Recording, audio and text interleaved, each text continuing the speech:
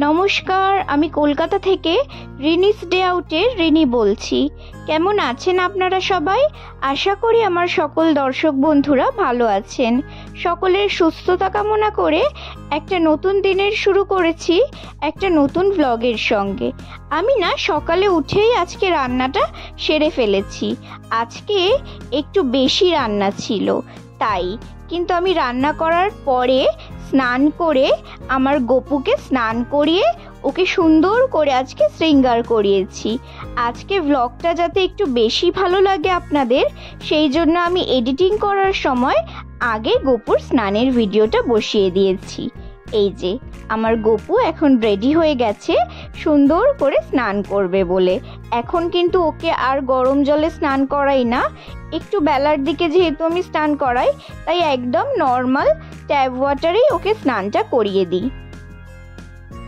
জলে তুলসী পাতা দিয়ে দিয়েছি, জলে কিন্তু আজকে বিশেষ কিছু দিইনি, একটুখানি শুধু গোলাপ জল মিশিয়ে দিয়েছি। ব্যাস, আমার গপুর স্নান কমপ্লিট হয়ে গেছে। এবার ওকে সুন্দর একটা জামা পরিয়ে দেবো, তারপরে একটু সুন্দর করে শৃঙ্গার করিয়ে দেবো, তাহলেই ও একদম সিংহাসনে বসার জন্য তৈরি হয়ে যাবে। ওর একদম সকালবেলায় বাল্যভোগে নাড়ু, বিস্কিট, বাতাসা সব খাওয়া হয়ে গেছে। এরপরে স্নান করিয়ে আমি ওর দুপুরের খাবারটা দিয়ে দেব। আমার গপু ভীষণ লক্ষ্মীমন্ত ছেলে। ও সাজার সময় একদম নটি করে না, একদম চুপ করে লক্ষ্মী হয়ে বসে থাকে। তবে ওর যদি কোনো জামা বা কোনো গয়না একবার পছন্দ না হয়, সেটা সারা দিন চেষ্টা করেও ওকে পরানো যাবেই না। এবার ওর চুলটা আমি লাগিয়ে দিলাম, আর ওর পছন্দের মুকুটটা পালক লাগিয়ে দিলাম, পালক লাগিয়ে পরিয়ে দিচ্ছি। আর আতর তো দিতেই হবে, আতর না দিলে গোপালের সাজ কিন্তু অসম্পূর্ণ। আর তারপর সব শেষে হচ্ছে দর্পণ। শোন কেমন সাজলো সেটা তো একটু দর্পণে দেখাতে হবে, তাই না?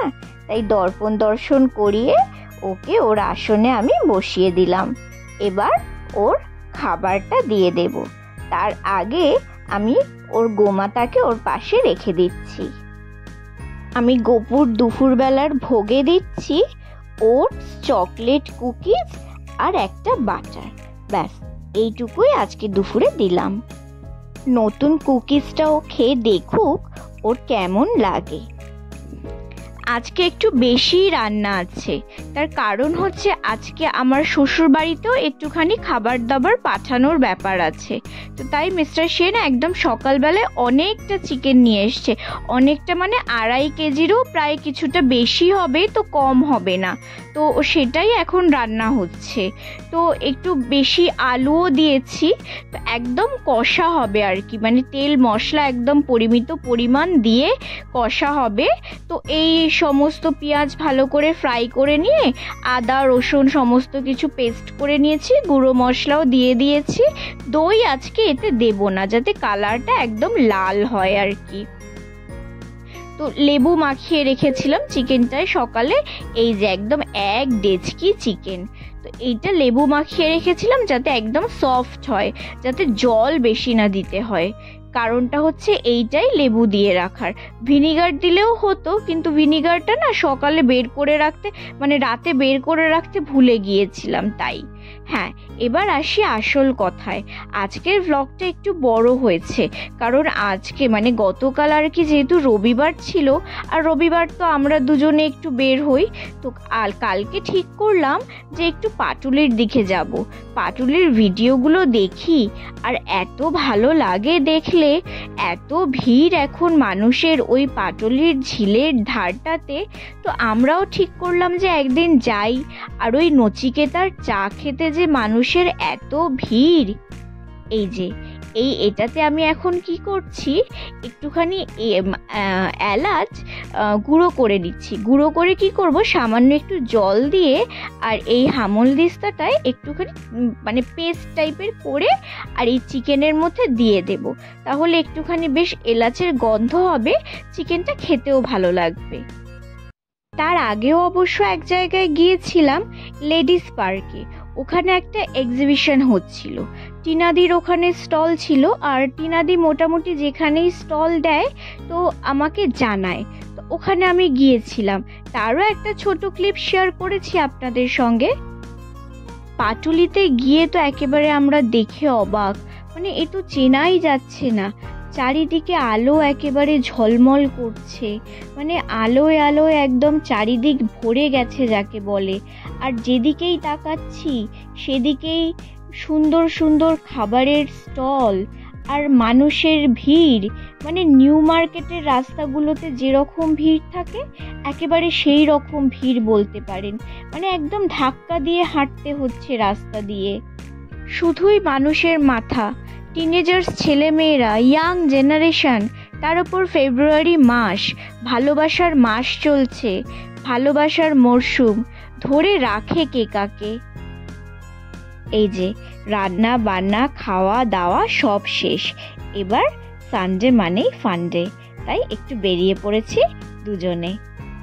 গাড়িতে উঠে পড়েছি, অনেকটা এসেও গেছি, প্রায় লেডিস পার্কের কাছাকাছি।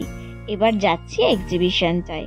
ওখানেও কিন্তু একদম ভালোবাসার মাস উপলক্ষেই হচ্ছে এক্সিবিশনটা। চলুন তাহলে যাওয়া যাক। চলে এসছি মাঠে। ব্যানারটা দেখুন, শহর জুড়ে যেন প্রেমের মরশুম। এই যে টিনাদির স্টল হচ্ছে এইটা। আমার টিনাদির বেডশিটের কালেকশন এত ভালো লাগে, আর এখানে আসলেই আমি আমার মনের মতো সাদা চাদর এত দেখতে পাই যে অন্য কোথাও আর যেতে একদম ইচ্ছে করে না। আর সাদা চাদর ছাড়া অন্য রঙের চাদর আমার পাততে একদমই ইচ্ছা করে না। সাদা রং ছাড়া অন্য রং আমার একেবারেই পছন্দ না। আর এই নিয়ে আমাদের দুজনের ঝগড়া সারাক্ষণ চলতেই থাকে। যদিও শেষে আমিই জিতি, সেটা কোনো কথা নয়। আসলেও মানুষটাই এমন যে না বলতেই শেখেনি। চলুন তাহলে এক ঝলকে দেখিয়ে দিই এক্সিবিশনটা কীরকম হচ্ছিল। খুব সুন্দর আয়োজন করেছিল। যেহেতু আমরা শেষ দিন শেষ মুহূর্তে গিয়েছিলাম, চাইলেও যেহেতু আপনারা যেতে পারতেন না, তাই খুব বড় ভিডিও দিইনি। ব্যাস, এইবার চলে এসছি সেই বহু প্রতীক্ষিত জায়গায়। এই হচ্ছে সেই সুন্দর সাজানো গোছানো পাটুলি। এই জায়গা থেকেই শুরু হচ্ছে সেই দোকানপাট। দোকানগুলোর নাম, প্রত্যেকটা নাম দেখলাম, মানে নামের মধ্যে একটা অভিনবত্ব আছে। এই যে তেঁতুল জল, ফুচকার দোকানও যে এত সুন্দর হতে পারে আমি এই প্রথম দেখলাম। এই দোকানটার নাম হচ্ছে জিভে জল। এই জিভে জলে যে কি ভিড় ছিল, আমি তো অনেক উঁকি ঝুঁকি মেরেও দেখতে পেলাম না যে এখানে কি বিক্রি হচ্ছিল। এই যে মেনু কার্ডটা এক ঝলক আমি অনেক দূর থেকে একটুখানি ভিডিও করার চেষ্টা করেছি। আপনারা যদি জুম করে দেখতে পারেন যে কি কি বিক্রি হচ্ছিল আর তার দাম কত দেখতে পারেন। হরিণঘাটায় দেখলাম তুলনামূলকভাবে একটুখানি ভিড় কম। এই যে খাবার দোকানের অপোজিটে যে সিটগুলো ছিল, দেখুন তিল ধারণেরও জায়গা নেই। দেখুন শুধু মানুষের ভিড়। পাশের দোকানটার নাম হচ্ছে বৈঠকখানা। দোকানগুলোর নাম কি অভিনব, কি সুন্দর, তাই না? পর পর ছিল এই রকম বিভিন্ন ফাস্টফুডের দোকান, চা কফির দোকান। না, চায়ের দোকান কিন্তু ছিল একটাই, দেখাচ্ছি। এই যে এই হচ্ছে সেই বিখ্যাত নচিকেতার চা। চায়ের দোকানের ভিড় শুধু দেখুন, পুরো এলাকাটা ভিড় করে রেখেছিল চায়ের দোকানে চা খাওয়ার জন্য মানুষজন এসে। এক ঝলকে চলুন দেখিয়ে দিই আপনাদের। এই যে আশেপাশে যত মানুষ দেখছেন, দেখুন সবাইয়ের হাতে কিন্তু চায়ের ভাঁড়। তাহলে দেখুন নচিকেতার চা খাওয়ার জন্য কত মানুষের ভিড়। বেশ কিছুক্ষণ আমরাও দাঁড়ালাম। তো দাঁড়ানোর পর বুঝতে পারলাম 20-25 মিনিটের আগে চা কিছুতেই পাওয়া যাবে না। তো ভাবলাম চা খাওয়ার জন্য এতক্ষণ দাঁড়াবো, লাভ নেই, তার থেকে এগিয়ে যাই এই সুন্দর ঝিলের পাড়টায়। কি মনোরম দৃশ্য। আর এই যে মন্দিরখানা করেছে, দক্ষিণেশ্বর মন্দিরের আদলে কি অপূর্ব যে করেছে। আর তার চারধারে যে নীল সাদা আলোগুলো লাগিয়েছে, যখন আমি ক্যামেরা বন্দি করছিলাম কি অসাধারণ যে দেখতে লাগছিল, কি আর বলবো। থাম্বনেল নেব বলে ভাবছিলাম একখানা ছবি তুলি, তো ছবি তুলতে গিয়ে যা বুঝলাম, আমার ক্যামেরা বুঝতেই পারছিল না যে ওই নীল সাদা ছবিগুলোতে ফোকাস করবে না মন্দিরটাতে ফোকাস করবে। 3-4 মিনিট ধরে আমি ক্যামেরাটা ধরেই আছি, ক্যামেরা কিছুতেই ঠিক করতে পারলো না যে ও কোনটাতে ফোকাস করবে। তো আমি ছবি তোলা বন্ধ করে দিয়ে হাঁটতে শুরু করলাম সোজা। দেখুন কি সুন্দর লাগছে দেখতে, আর কি সুন্দর সাজিয়েছে জায়গাখানা। একদিন কিন্তু আপনারাও আসতে পারেন যারা কোনোদিন আসেননি। 2 ঘন্টা এমনিই কেটে যাবে, আর ভালো লাগতে বাধ্য। চলুন আর একটা জায়গা আপনাদেরকে দেখাই, সেটাও আশা করছি আপনাদেরকে ভালো লাগবে। এই সোজা গলিটা পার করে চলে যাই রাস্তার ওপারে। এই যে গ্রিল থেকে বেরিয়েই আপনারা পেয়ে যাবেন এইটা হচ্ছে ছোট্ট একটা রেস্টুরেন্ট বা ক্যাফে টাইপ কিছু একটা হবে। নাম হচ্ছে পাটুলির আড্ডা। ওমা, ওখানে যেতে গিয়ে দেখি সেখানেও আবার পড়ে গেছে লাইন, মানে সেখানে ঢুকতে গেলেও আপনাকে ওই আধ ঘন্টার ওপরে দাঁড়াতে হবে। তো সেখানেও আর যাওয়া হলো না। তো এই যে এইগুলো দেখুন, এই রথ, তারপর এই যে তার পাশেই করেছে এই মন্দিরখানা, মানে এই মন্দিরটা করেছে একেবারে দক্ষিণেশ্বর মন্দিরের আদলে। কি অপূর্ব যে দুটো করেছে, সামনে থেকে না দেখলে কারুকার্য একেবারেই বোঝা যাবে না। আর আলোতে আলো করে দিয়েছে, একদম অপূর্ব সুন্দর লাগছে দেখতে। রথটার নাম দিয়েছে সম্ভবত সংহতি রথ, তবে আমার সঠিক নামটা বোধহয় মনে পড়ছে না, কি জানি ভুল বললাম কিনা। আবার এসে গেলাম নচিকেতার চায়ের দোকানে। চা নেওয়ার পরে জানতে পারলাম যে চিনি ছাড়া চা এখানে পাওয়া যায় না, তাই 2 কাপ চা আমি খেয়ে নিলাম। কি আর করার, এই দোকানটার কথা কি আর বলি, অনেক দিনের আসার ইচ্ছে ছিল। এখানের ফ্রিজ ম্যাগনেটগুলো ভীষণ সুন্দর, আর এখানে যা কিছু আপনি নেবেন ম্যাক্সিমামটাই পাওয়া যায় কলকাতা থিমের ওপর। বিভিন্ন photo frame, diary, fridge magnet, coffee mug সব কিছু। তবে অন্যান্য টুকটাক আরও অনেক কিছু পাওয়া যায়। চায়ের বদলে আমি এইটা কিনে দিলাম মিস্টার সেনকে, ব্ল্যাক লেবেল। যাক, তারপর আবার ওই রাস্তাটা বরাবর হাঁটতে থাকা, দুদিকে সারিবদ্ধ করে সিট পাতা, মানুষ একদম ভর্তি হয়ে বসে আছে। আর এই রকম কিছুক্ষণ ছাড়াই একটা করে সুন্দর সুন্দর মূর্তি তৈরি করা আছে, আর খুব সুন্দর আলো দিয়ে সাজানো। এইটাই হচ্ছে এই রাস্তাটার বৈশিষ্ট্য, আর কিন্তু তেমন কিছুই নেই এখানে। আর পিছনে হচ্ছে ঝিলটা। তবে একটা জিনিস বলতেই হয়, একটা ঝিলকে কেন্দ্র করে এই যে সুন্দর করে সাজানোর পরিকল্পনাটা সত্যিই প্রশংসনীয়।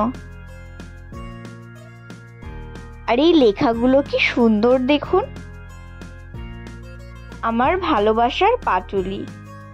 পাটুলির মানুষরা যখন এটা দেখবে সত্যিই কিন্তু তাদের অসম্ভব ভালো লাগবে।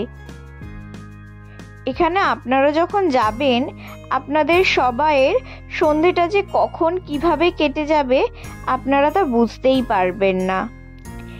এই জায়গাটা যে কি ভালো লাগছিল, কি অপূর্ব সুন্দর লাগছিল, সামনে থেকে না দেখলে না বলার উপায় নেই। আমি যদিও এই ক্যামেরা করা, ভিডিওগ্রাফি করা এই জিনিসগুলো একদমই পারি না, যারা এই ব্যাপারগুলো খুব ভালো জানে, ভালো বোঝে, তারা করলে আপনাদের সামনে আরো সুন্দর করে তুলে ধরতে পারতো। যাই হোক, শেয়ার বলে কি হবে, আমি যতটা পেরেছি ততটা চেষ্টা করেছি। এই লেখাটা দেখুন, আমার ভালোবাসার শহর কলকাতা। এই লেখাগুলো দেখলে কি ভালো লাগে বলুন তো কলকাতাবাসীদের, তাই না? যাই হোক, আজকের মতো ভ্লগটা এখানেই শেষ করছি বন্ধুরা। আমার এই রবিবারের ভ্লগটা আপনাদের যদি ভালো লেগে থাকে তাহলে একটা লাইক করে দেবেন, আর আমার চ্যানেলটা সাবস্ক্রাইব করে আমার পাশে থাকবেন আমার আগামী ভ্লগগুলো দেখার জন্য। আর যারা ফেসবুক প্রোফাইল থেকে আমার ভ্লগটা দেখবেন তারা অবশ্যই ফলো দিয়ে রাখবেন। আজ এতটুকু, ভালো থাকবেন সকলে।